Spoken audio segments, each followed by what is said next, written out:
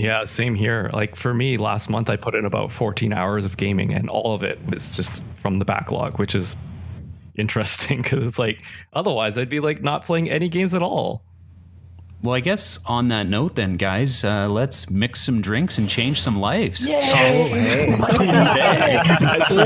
You stole my lead in. I do apologize, but that's what we're here to talk about. It is the Backlog, episode 6, and we are going to be introducing our hosts. So today you've got myself, Justin. To my left, you've got Roslyn. Oh, hey. To the right, we've got Dan. Hi. And just below him, we've got Brett. Hello. Adrian with his hand still up. Oh, yeah, that's me. And literally fresh off the boat, we've got Alissa.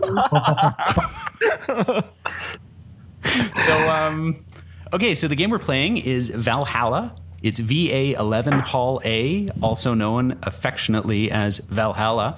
And this was your pick, wasn't it, Dan? Yeah, it was. Awesome. Do you want to tell us a little bit about the game and then why you picked it? Sure. So it was developed by Sukeban Games. I hope I'm pronouncing that correctly, and published by Ysbryd Games, I think it's called. And Sukeban Games is based in Venezuela. It was originally born as a blog to discuss Japanese pop culture, and the company consists of only 3 people. So while Valhalla isn't their first game, it's definitely their first published title. Cool. And so I chose this game because, based on the reception of our previous games that we talked about, mainly Life is Strange and Undertale, I wanted to carry forward the whole theme of making choices and stuff that would affect the outcome of the story. The characters seemed intriguing and the game concept seemed unique. So, and the reviews showed that it was thought-provoking and overwhelmingly positive. So I was really excited for the opportunity to discuss a deep, serious game with the controversial topics that it presented. Well, and let's not forget, Dan, you also said that there is a character that's a dog named Rad Sheba. Oh, yeah, Rad And I think that sold us Yeah, too. I just saw that screenshot. I approve. That's wicked. Now, you had a couple other games that you were toying around with. Do you want to talk about them at all, or do you just want to focus on this one for now? Well, it's it's Gravity Rush and Momodora, and both of them featured female protagonists as well. So I kind of wanted to go with trying something out like that, but ultimately Valhalla won through because of its more story-driven, character-driven aspect of it. Awesome. I like those other choices. That's the only reason I brought them up. I thought they both sound like fun. I've played Gravity Rush, but I have not played the other, so I'll be checking it out. So the game Valhalla, does anybody here want to, maybe Brett, do you want to tell us what this game is about? Sure. Sort of give us a Cole's notes. Yeah. Okay, so in Valhalla, you play this character named Jill, and you are a bartender. And basically, the game is you meet clients and make drinks for them. And if you make them correctly, they tip you, and you get bonuses or whatever, you make money. If you make them incorrectly, you can make them upset. And based on your choices, that kind of affects their behavior and potentially how the story of the game, I guess, ends up playing out. So whether or not you make the right drink or the wrong drink. Yeah, or even even sometimes a character will ask for a drink, but using your intuition or whatever, you'll know, well, hey, this character's feeling down. They asked for that, but I bet they really want this, or things like that too. So there's a little bit more to it than just I want a beer, and you make them a beer. There can be a little bit more to it than that. Nice. Yeah, I mean, that's pretty accurate. That's sort of been my experience with the game. Does anybody else want to add to the sort of mechanics, the core mechanics of the game? One of the cool things that I liked about it was... Sorry. One of the cool things I liked about it was that the more common beverages that you would get would be easier for you to do after a while. So, I wouldn't have to look up having to do a beer or a sugar rush, for example. I just, push it in and go. Yeah, I found that there's so much options to choose from that I wasn't really sure exactly how much of the branching paths would happen depending on the drinks that I mixed. and like some of the sections I'm like, if I had done this differently, how would it have changed the story or whatever? There seems to be like from the onset, it seems like there's a lot of things that could happen. But maybe it's just dependent on how drunk you get them. And and also if you do prepare their favorite drinks, maybe they're able to like, spill a little bit more about what it is that they're thinking about or whatever. I'm not really sure exactly how far the branches go. But it's interesting to see that, even if it doesn't branch very far, that there's sort of an illusion to consequence. That's interesting, and that's what a lot of games, they really balance on that edge of illusion and whether there is a consequence. I played this whole game not knowing if my choices had an impact, and because of that, when I first started playing, I didn't take making the drinks too seriously. And I didn't realize there was a correlation between, at the end of your shift, you're given an opportunity to do a very couple limited things. You're back at your condo. You can review sort of your smartphone, and you can also go shopping. And I didn't realize that if you avoid shopping and you don't purchase the item that the game suggests you purchase for Jill, the main character that you're playing, you get distracted, and then you actually don't get prompted to make the correct drinks. Your prompt will come earlier on, and your final screen when it comes to drink making time will not actually have the name of the drink. So I sort of found out a little too late into the game that it does have consequences, and that's one regret I have, is I wish they had found a way to make it a little more apparent this was going to be one of the major driving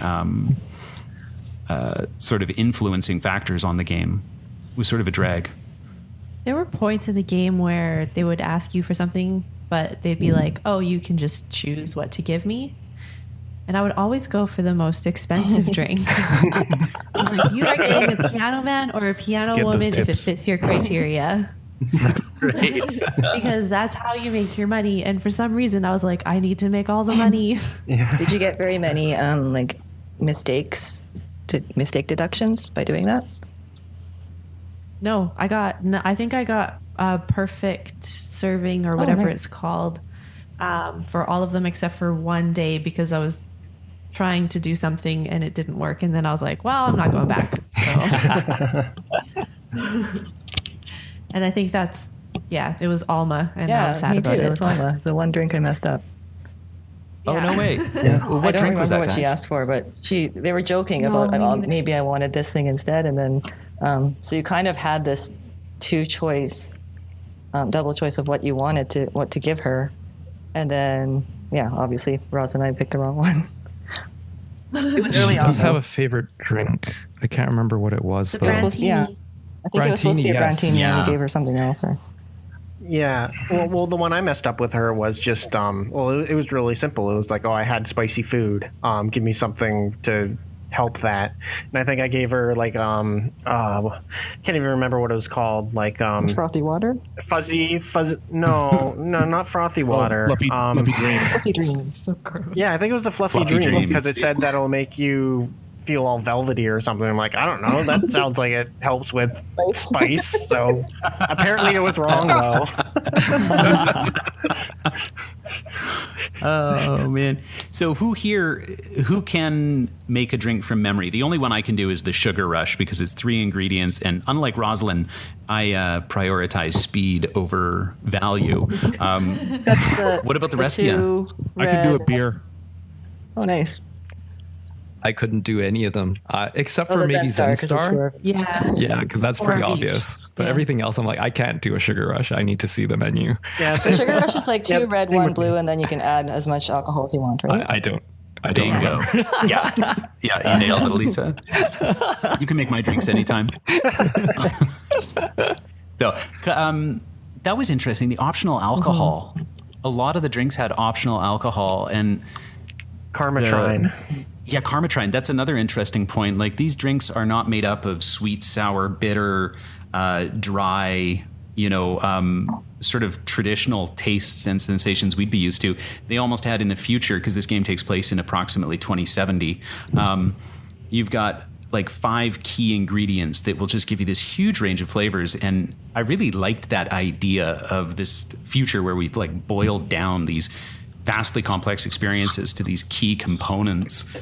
There's simulated flavors though, even the alcohol apparently. Yeah, I think not that real those alcohol. 5 ingredients are supposed to be representative of sweet, bitter, sour, and spicy, and it's just various combinations thereof. Is there any like the names? Do they relate to anything in real life? Is it a different language? Is it a play on words? Does anyone know? Sounds like I a Bloody don't think Mary. so. That's true. Yeah, like the only thing that really tied to something was the Bronson extract, because somebody said, "Oh, my grandpa always ate Bronson roots." Oh, that's right. Yeah, but nothing really else from that. No. Well, I mean, That's if you look fascinating. at So, Charles anybody- Bronson, his face looks like he's eaten something bitter, so that's how I related it. Might be hang on, actually. It's kind of interesting, the other ones, where they would come from. Flanner tried. Yeah. There was one drink that was basically a reference though to The Simpsons. Oh yeah.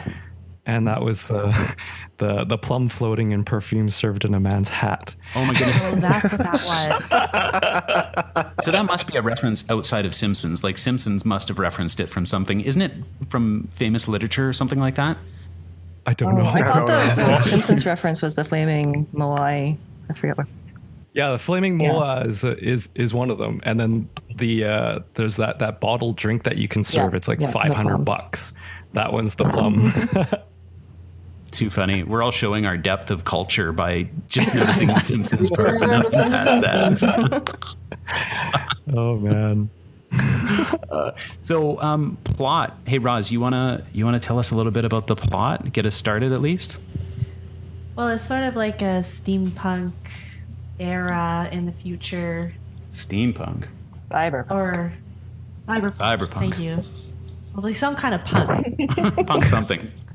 But future punk, I guess. And I don't know, there was like it's got like higher class and then lower class. And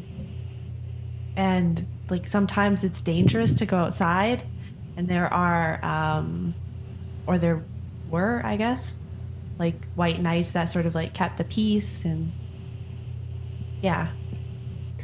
Okay, so a standard dystopian cyberpunk future. Yeah. Anybody want to elaborate? Anybody know a lot about the White Knights? The White Knights were hired security, so to speak, from what was that? Zaibatsu Corporation. Zaibatsu. Yes, Yeah. Zaibatsu. Yeah, so it seems based off of that, Zaibatsu runs the entire city, so to speak. And they've got like this sort of police security force that does like various things, from helping citizens to like, doing escort and stuff like that. And it seemed pretty important, basically. Right. Mm-hmm. Well, and kind of the thing about it too is when you're a bartender, you are a bartender in this game, and that is kind of exclusively all you are, right? Other than occasionally going, at the end of the day, going back to Jill's apartment or whatever, right, and doing a few things there, you're in the bar all the time. So there's things that happen in this world, but you don't experience them firsthand. They're all with other characters experiencing these events and talking to you about them, right? Yeah, I found that a pretty interesting way to unravel a plot. Sort of as the cliche bartender, right? Everybody comes in and sort of shares their happy stories, their sad stories, and as the game goes on, we get a much better vision of what this world would look like, through these snippets, these tiny conversations. Oh, and then the immediate story as well. we only get a very little glimpses into Jill's life because she's being the main character, you'd think that we would get more about her, but because of the way that it's set up, these people are talking to her and she's just kind of interjecting little bits. So over time, we see more and more of Jill's life, but only oblique references to it. It's only after Gabby shows up that we actually really dive deep into what's going on with Jill and why she's so unhappy. Yeah, they do give us some information later in the game about Jill, but you are left with really very little to go on in the beginning. But, that being said, I liked the world. Like, I'm a big fan of cyberpunk. I think the genre is, one of the less popular sort of subgenres of science fiction, but it is one that's really interesting to me. Stories like Blade Runner, a lot of games, even Deus Ex just launched recently and has a cyberpunk sort of experience or sort of world. There's a lot of stuff like that really appeals to me. And you find out a lot about the game actually at the very beginning when there's that scrolling dialogue before you even press start. That's when you actually find out a lot about Valhalla and the world they're in. But what do you have to say about it, Brett? Just sorry, you kind of just put me on the spot there, but I thought you had your hand up. Yeah, I did. I totally did, and I was not distracted at all. But just the point I wanted to bring up is this game. At first, it didn't really feel cyberpunk. What I thought about it being cyberpunk was just that I was told it was cyberpunk, if you understand my meaning, because right in the title of Valhalla, they have that tagline, cyberpunk, bartender, action.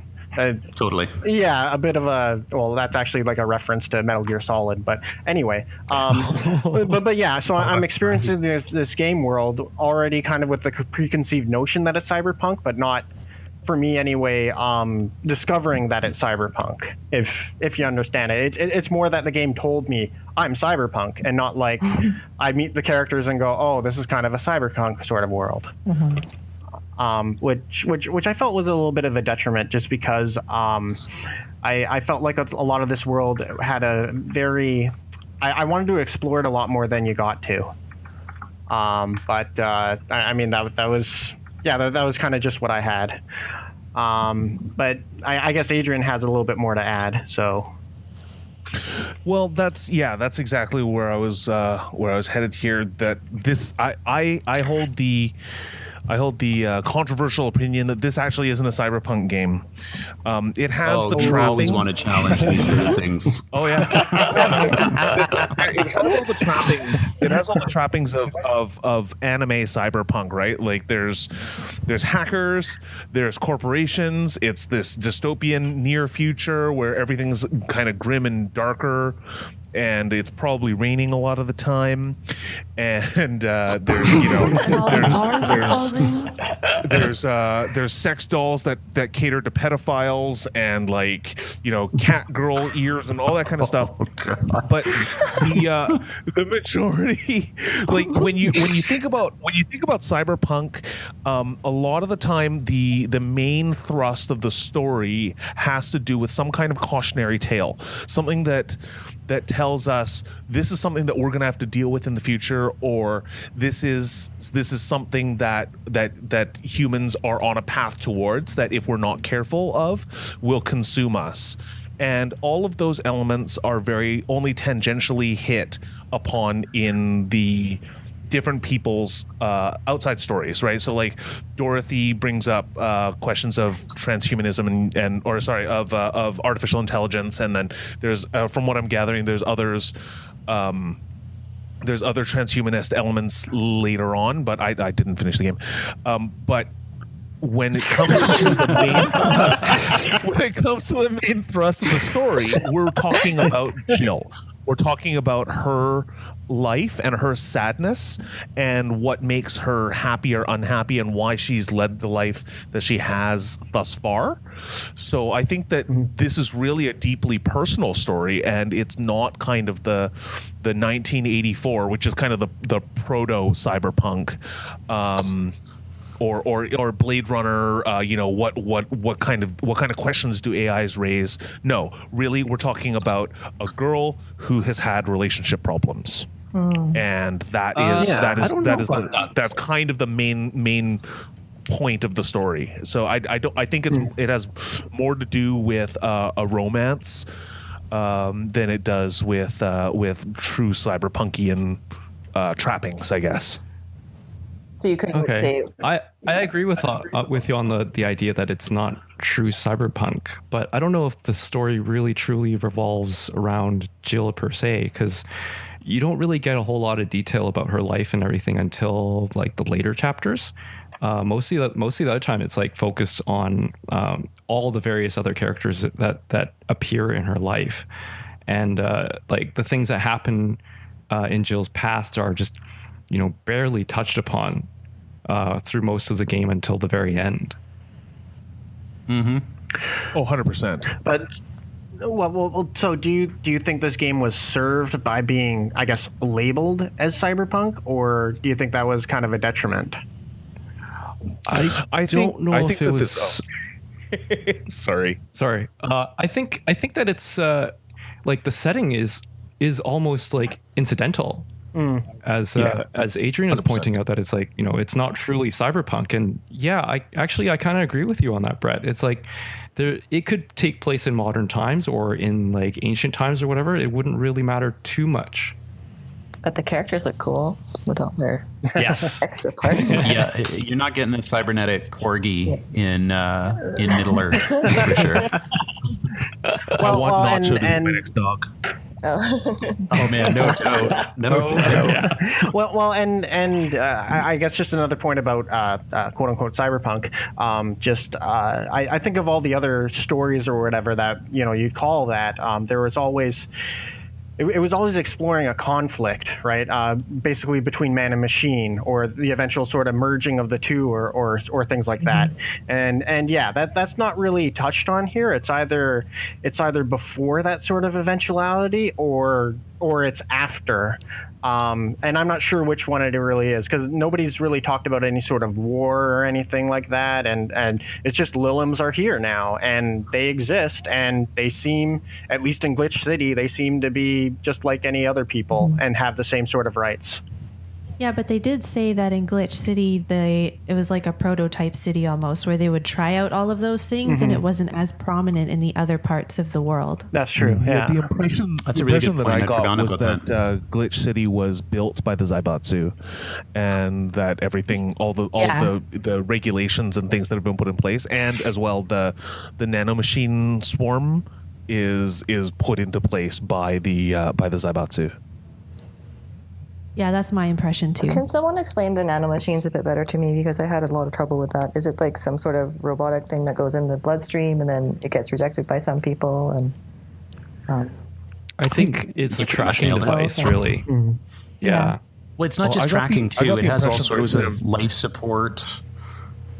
Yeah, I got the impression that it was some kind of environmental thing.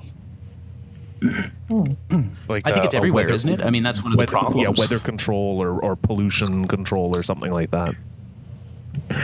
Well, because I remember in the opening title, they're talking about, everybody is infected with these nanomachines so that you can be tracked better.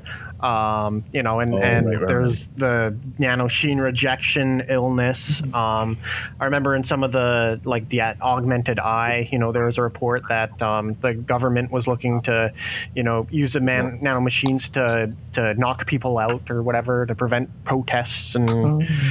I mean, and what kind of disappointed me with that too is you never experience any of that nanomachine stuff firsthand, which again, it didn't seem like like the difficulty I had with this game at times is like a lot of this stuff is just being told to you rather than you getting to sort of experience it, right? You're just an observer and not a participant.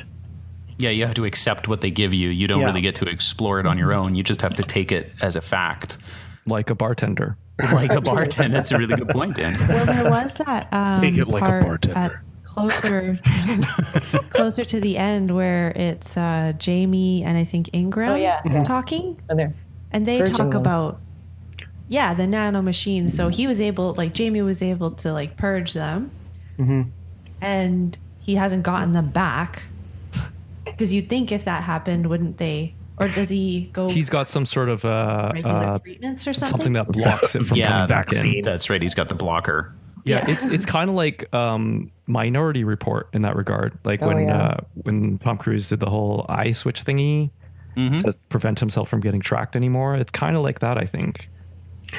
Well, and that's why I think it's kind of funny that you guys don't think this is cyberpunk, because a lot of the themes we talk about are very cyberpunky. We have the Liliums, which we haven't discussed yet, but they're sort of this cybernetic, android-like robotic creatures. We've got with consciousness. We've got the nanobots, sort of being used. And if we look at parallels, if we talk about our timeline today and maybe what this story is trying to tell us, maybe it is discussing the dangers of something like nanobots, or today there's a lot of talk about AI. We don't really know how it's going to benefit us, but we're told it's going to benefit us. And same with the nanobots. It doesn't seem like the citizens really understand them 100% or even trust them. Some embrace them, some reject them entirely, and it really can be life and death.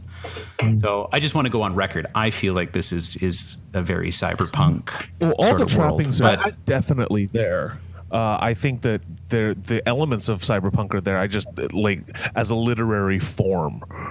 It's not cyberpunk, but it definitely smells and looks and tastes like it for sure. The setting. So you're just a purist at this point, then. It's all cyberpunk or no cyberpunk. There is no in between. So there is a lot of themes that go on this game. There is exciting things besides the nanobots. There's the Liliums. For me, that was one of the first hooks, that sort of, it was one of the first big story changes that I could really get behind, and get excited about. And it was these cybernetic beings and how they've sort of integrated into society. I can't remember for the life of me which the first one you meet is, but I think it's Dorothy. Was it Dorothy? Yeah. Too. Okay, so this brings up a whole lot of conversations. We have Dorothy, who shows up at the bar. She looks to be a child. She has the physical appearance of a 10 to 13-year-old. You later find out that she's a Lilium, so she's a complete creation. She's got no natural organic material. And she goes on to tell you a lot about nanomachines and Liliums. But I found her to be one of the most interesting characters, and I liked everything about her, and at the same time I was repulsed by a lot of the things we find out about her, like the fact that she is essentially a sex robot. To put it simply, yeah. I mean, she's a walking, talking. We were joking earlier about the PlayStation VR and peripherals. She's just like for the PlayStation 14. She's fully equipped. How did everybody feel about that? First of all, let's talk about the Liliums. The idea that, we have these sentient robotic beings. One of the things that struck me early on about this game was that it took a lot of LGBT elements in stride. Like, my ex-girlfriend, my ex-boyfriend, whatever, right? And then a little bit later on, we find out that, yes, Dorothy's a sex doll or a sex robot, but she also has sexual drives as well. When her and Alma are discussing the methods of hacking, right? She gets aroused, right? That was so awesome.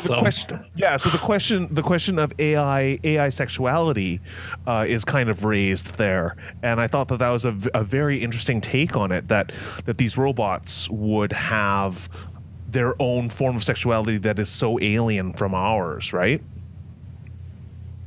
Totally. Well, and it was odd too because I remember you point blank ask her like, "How old are you?" And she explains that she was engineered to have that appearance of about 10 to 13 years old, but she has a mental age of 24. And I kind of went, what does that mean? That's just words. Like, did it feel like I don't know? I don't remember. Oh, she kind of explains it. She says that like all littlems start off young. Yeah. And as they get older and more experienced, they have the option to upgrade to basically a more mature model.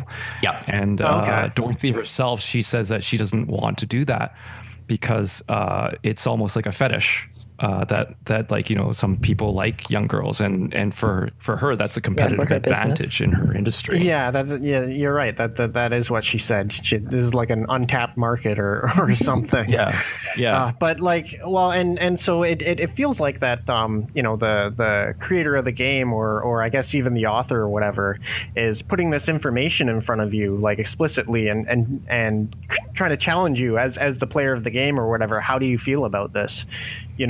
You have this, sure, it's a robot or whatever, but like we said, she appears to be prepubescent, but she's also a sex worker.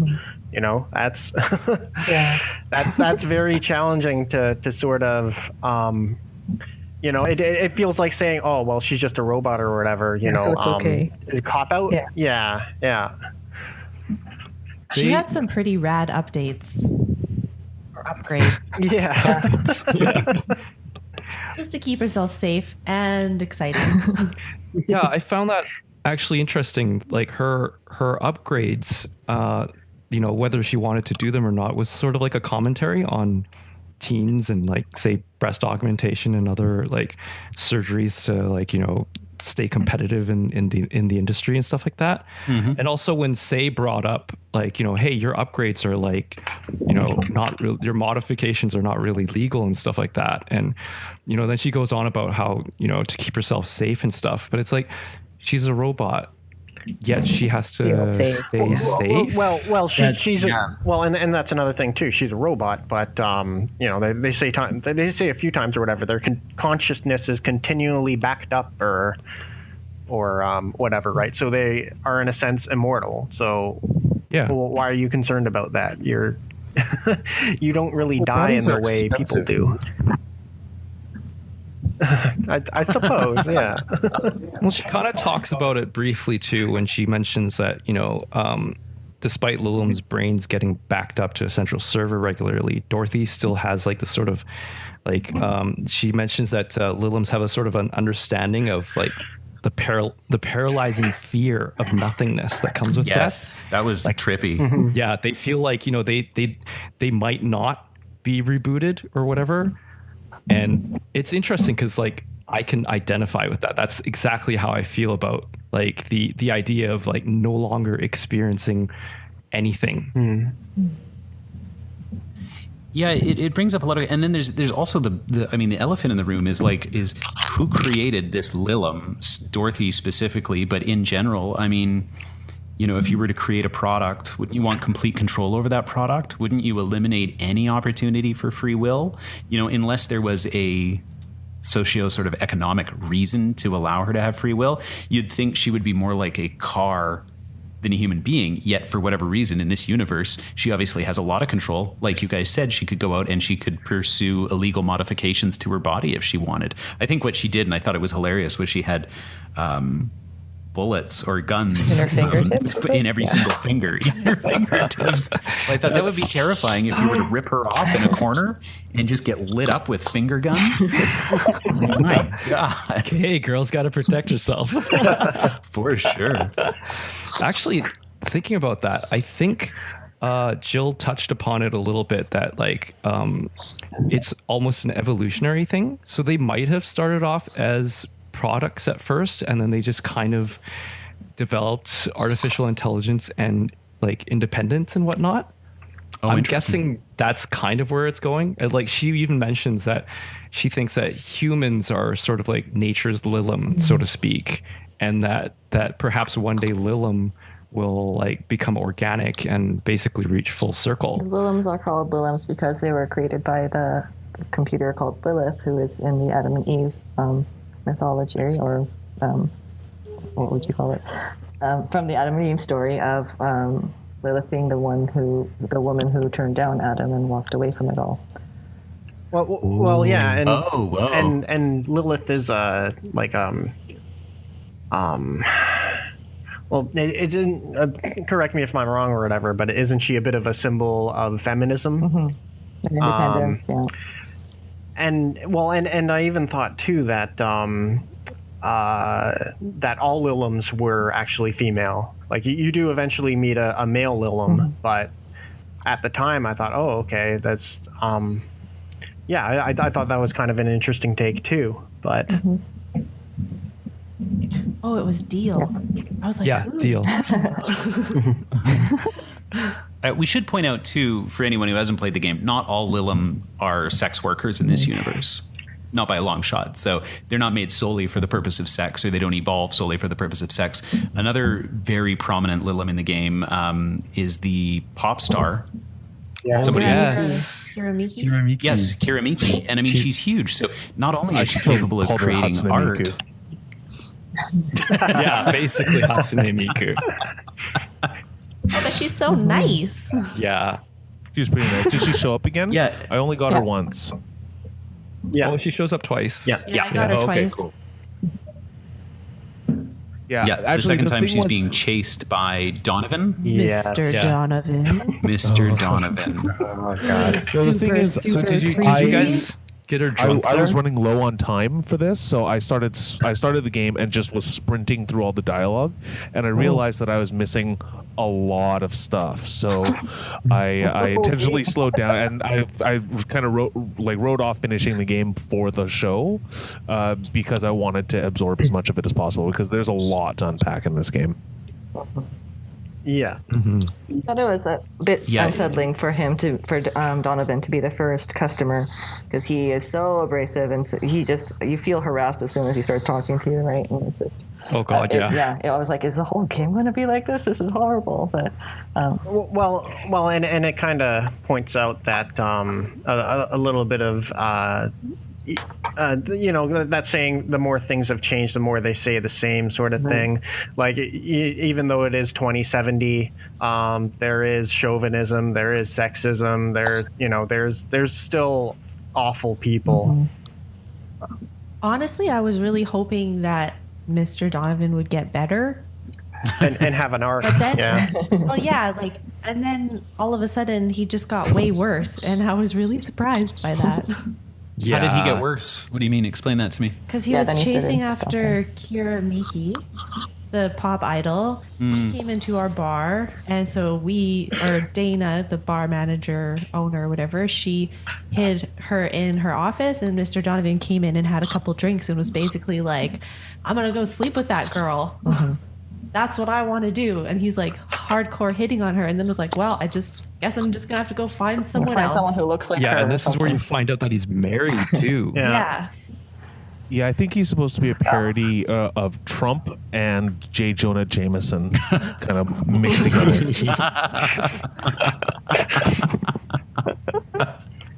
He looks, you can almost see his like Hawaiian tropic sort of like overdone tan from a mile away too. Like this game is, what would you call it, 16-bit sort of graphics? Yeah, Kinda, 16-bit.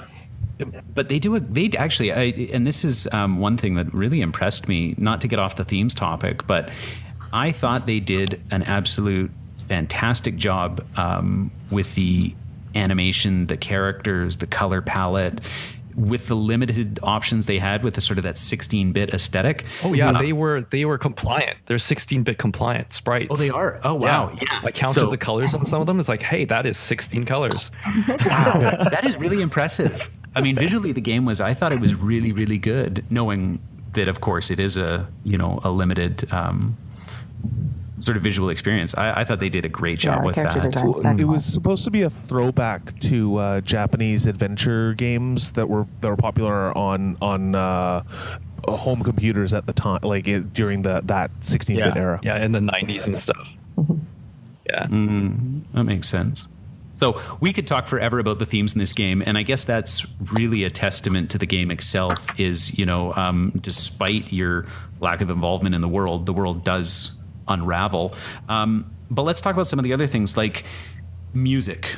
Right, this game had a lot of music. I had it muted after about the first 2 hours because not because I didn't like the music. I just struggled to read and have music playing. So that was a personal limitation. But you guys who got to hear more of it, what did you think? I felt there was a lot of choice at the beginning, so I felt a little overwhelmed at first to choose. You have to choose your playlist before you start your shift. And I wanted to get through them all to find which one I liked the most, so it was just kind of overwhelming. I think it would have been nicer to start with just a few tracks and then like add them as the days progress. But that said, I think the music's really, really excellent. I liked Digital Drive particularly and Synth. Oh yeah, I love that one too. Those were really good. I felt bad when like things like sometimes the music wouldn't fit the mood of the story, and I'd like skip over some songs or something. But overall, that was pretty good. I hated the jukebox for that reason. I would have rather either they had bespoke music for every episode, because it is so like episodic, right? And like there was this really heartfelt moment and like this really upbeat song playing in the background. It just was very, very discordant for me. But you know, I hated that I had to load up the songs to begin with. I would rather have just had a soundtrack. Yeah, I just stuck with the same soundtrack through the entire game. Once I loaded it up, I'm like, okay, that's it. Just play. Really? Yeah. Why? Yeah.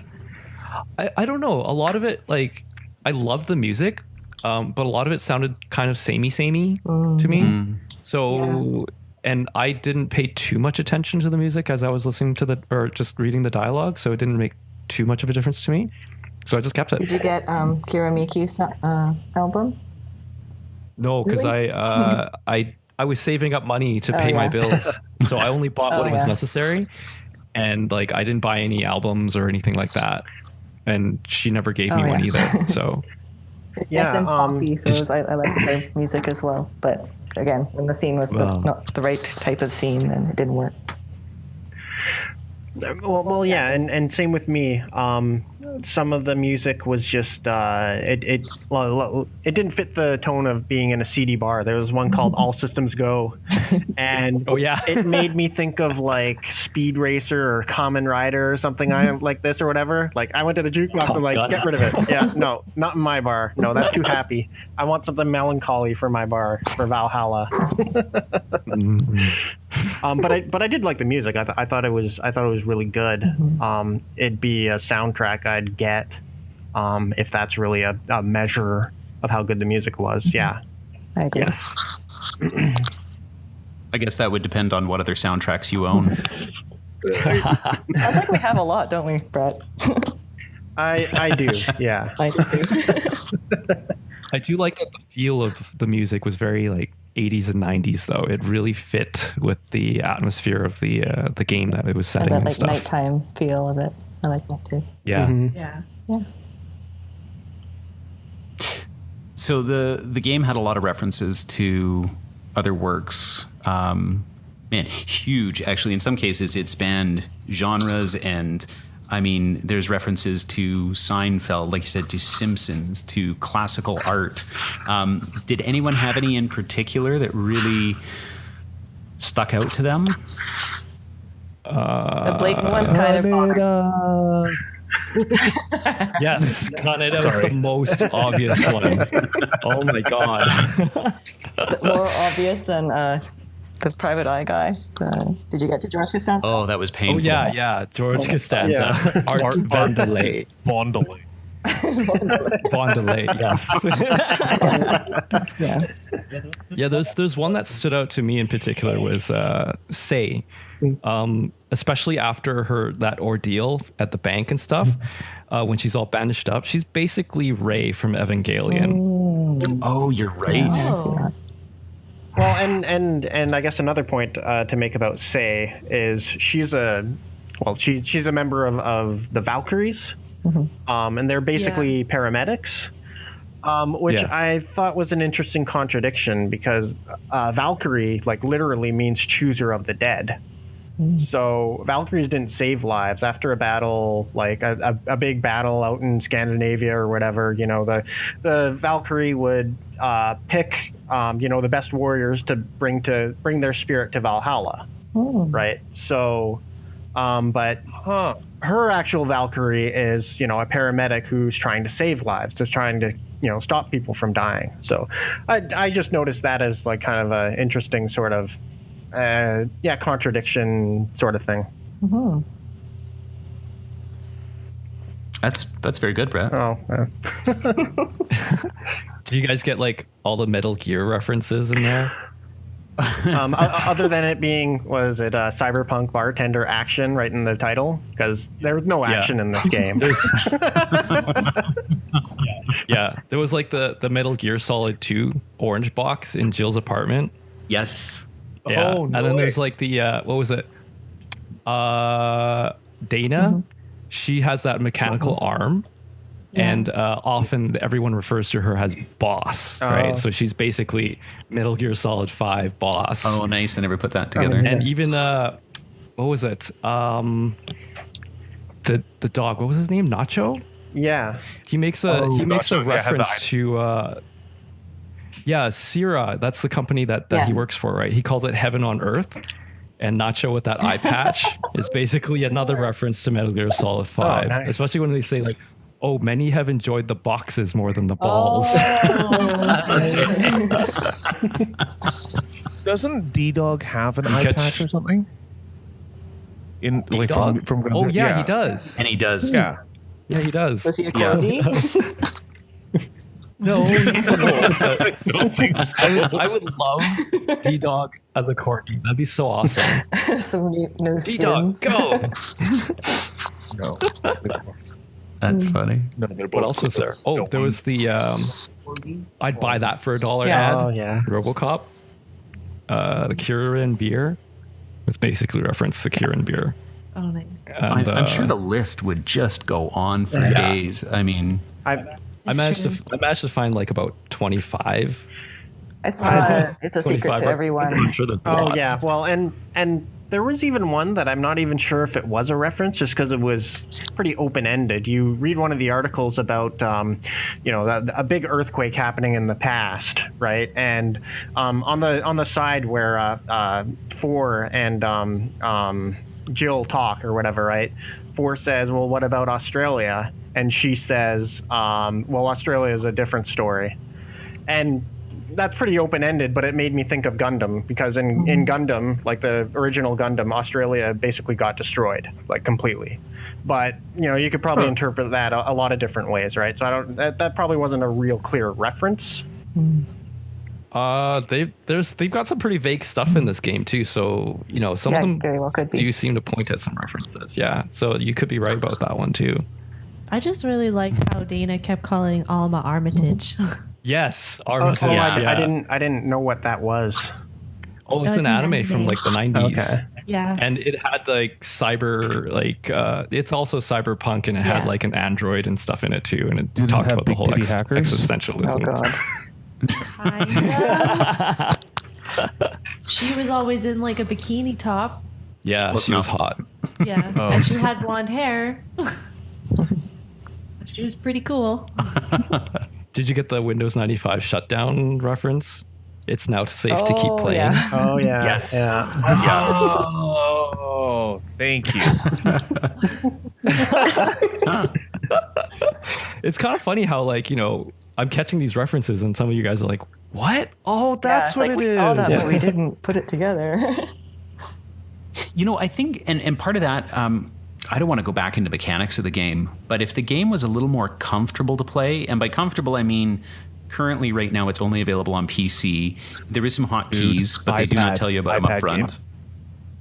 Right? This It's game I coming would out have on engaged Vita. with. It is coming out on Vita, and I think they're working on an iOS release as well.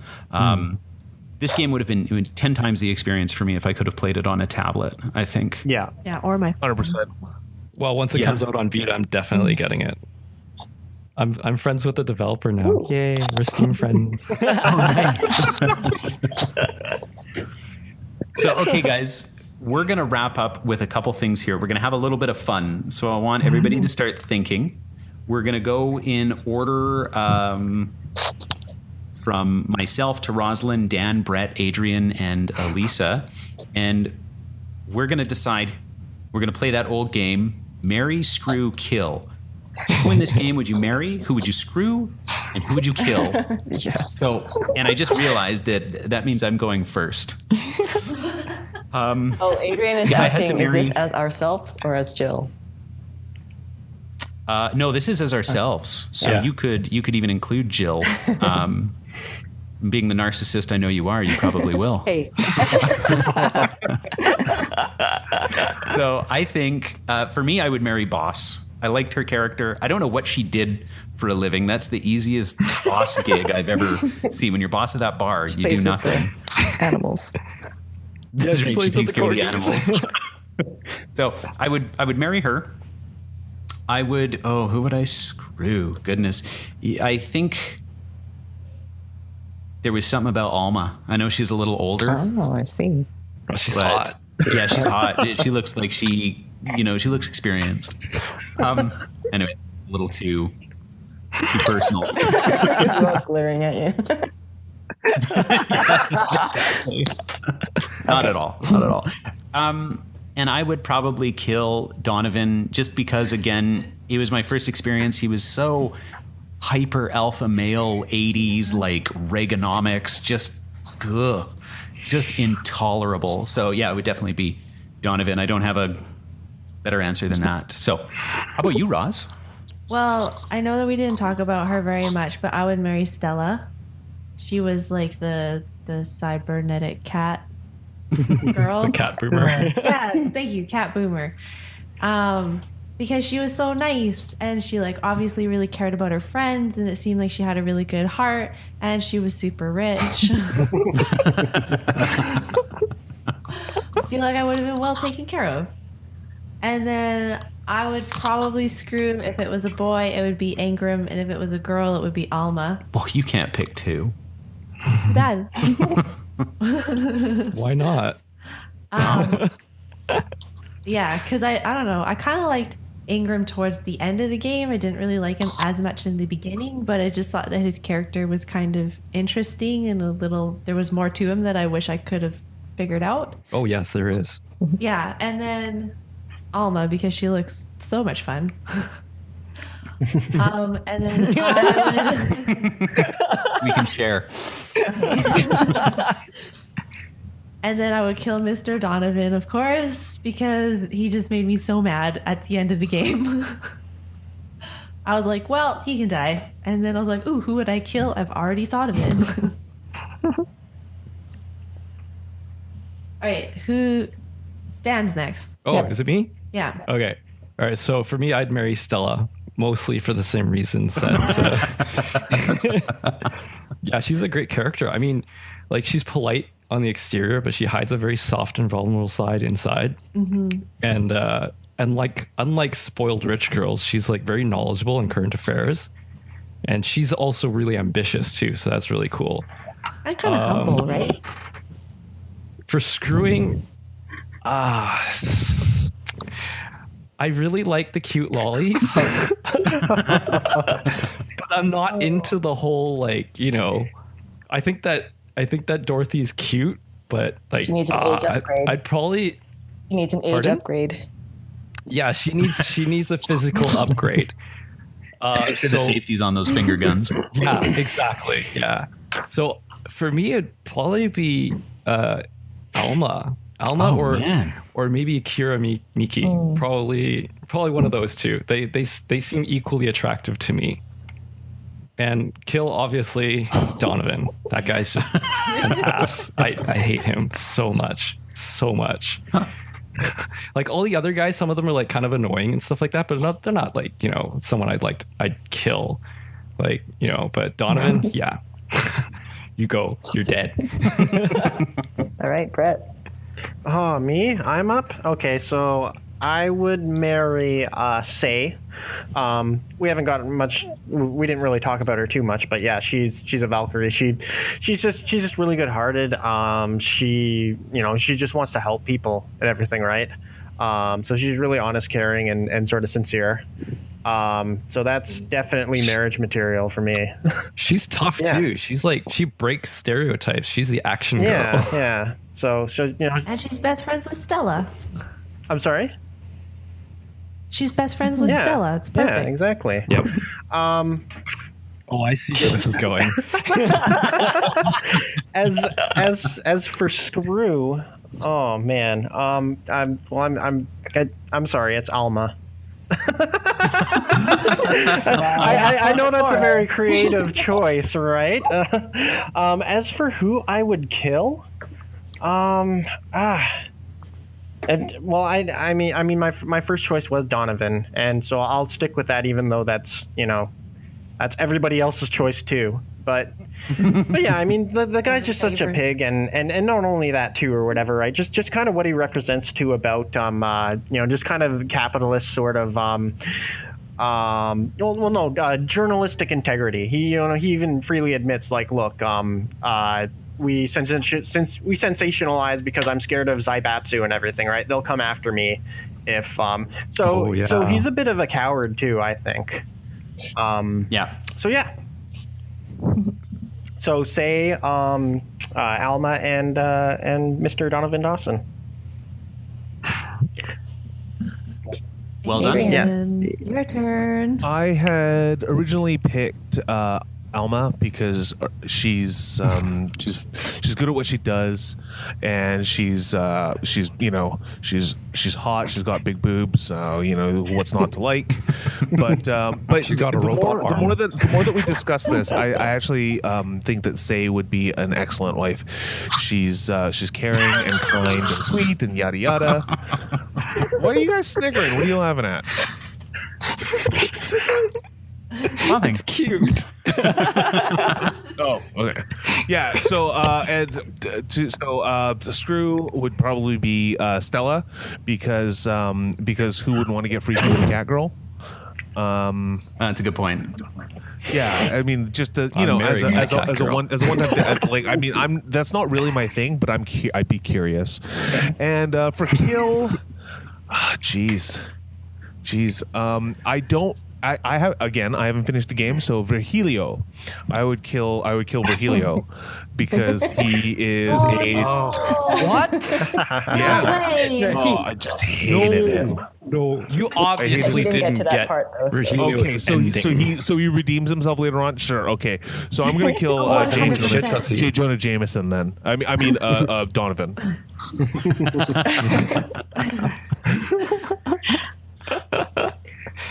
You gotta get his ending for sure. Yeah, you'll be like, damn, this guy's awesome. It's true. It's so true. I have to go through the endings again. Lisa. Yeah, I didn't make that guys, ending. With your completionist shaming. I didn't complete it. I started my new Game Plus, and then I was like, no. Oh, you seemed so confident 2 weeks ago. Yeah, I know, right? And I haven't gamed since, so... That you're just done. All right, Alissa. My turn. What's with Gil? Why don't you guys like Gil? Why doesn't anyone like Gil? He's a fuckboy. What does that mean? What does that mean?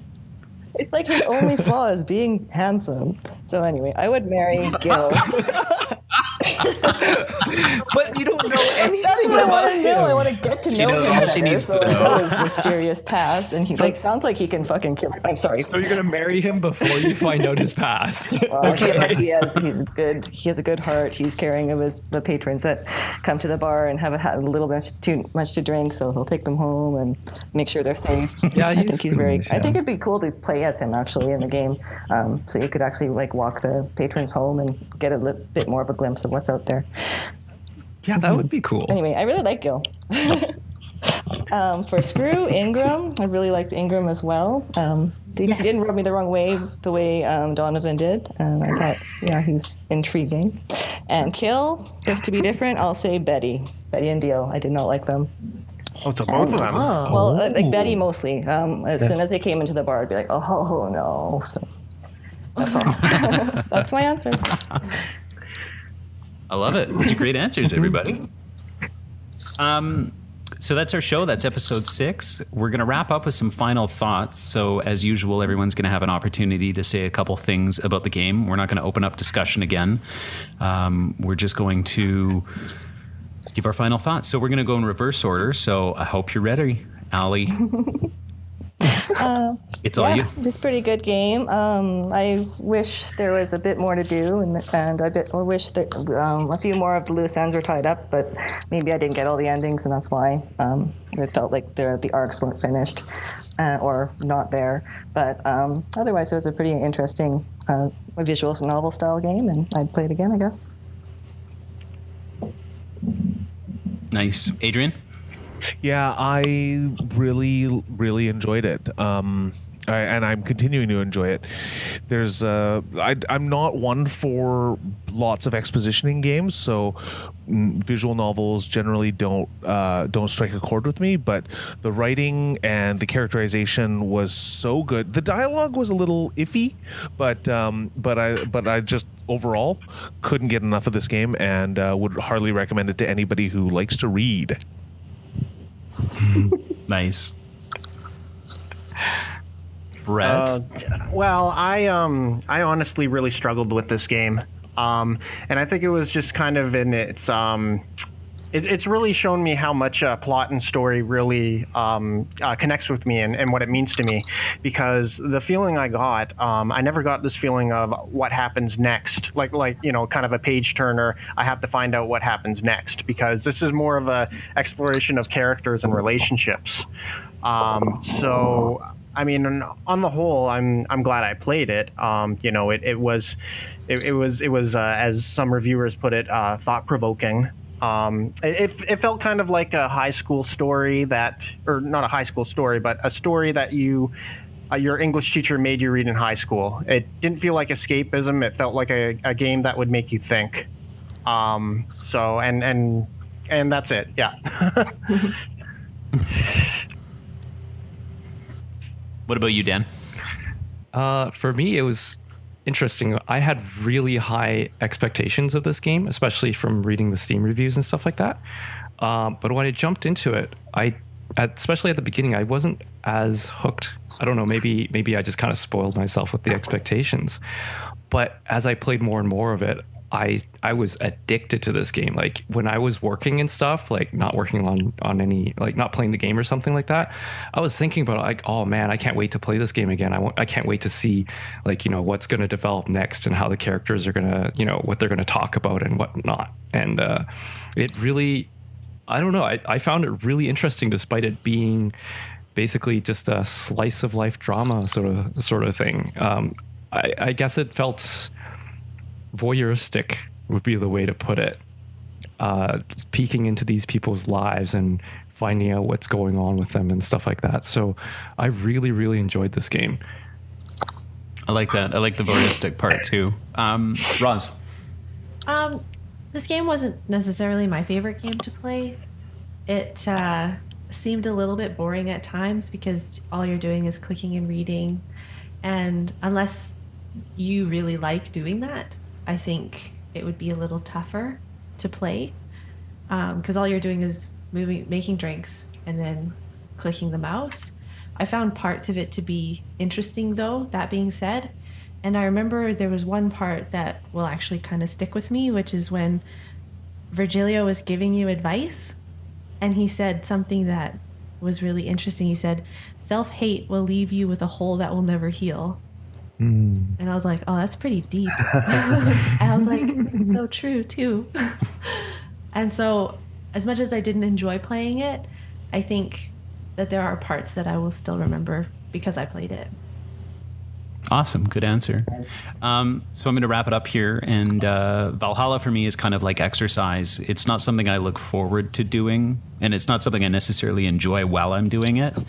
But the end result is a totally different story. I'm glad I played this game. In fact, it's a great example of why we started this show. We started this show to challenge ourselves to play games that we wouldn't otherwise play. This game flew completely under my radar, and in a different life, I never would have touched it. And that would have been a shame because it was a really interesting experience, and it's something I look back on fondly. So it truly is the sum of all its parts, and it was a great experience in the end.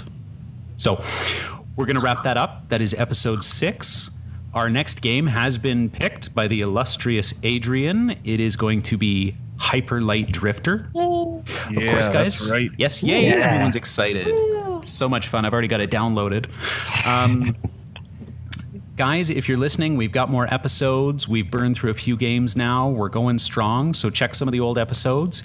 If you do enjoy the podcast, comment on iTunes, tell a friend or a family member or anyone that will listen. And Rate and subscribe. Rate and subscribe. Thanks for listening, and have a good night. See ya. Bye. Bye. Bye.